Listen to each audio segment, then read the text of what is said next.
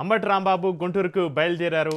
దీంతో అంబటి రాంబాబు వాహనాన్ని పోలీసులు అడ్డుకున్నారు. అంబటి ర్యాలీకి పోలీసులు అనుమతి ఇవ్వలేదు. అయితే గుంటూరు వెళ్తుంటే పోలీసులు నోటీసులు ఇవ్వడం సరికాదన్నారు. సంఘీభావం తెలిపేందుకు కార్యకర్తలు వస్తే తప్పేంటని ప్రశ్నించారు.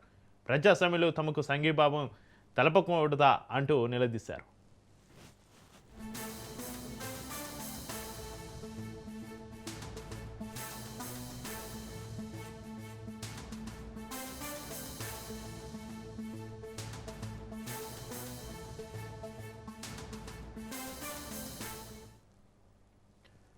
మాజీ మంత్రి అంబటి రాంబాబు గుంటూరుకు బయలుదేరారు. దీంతో అంబటి రాంబాబు వాహనాన్ని పోలీసులు అడ్డుకున్నారు.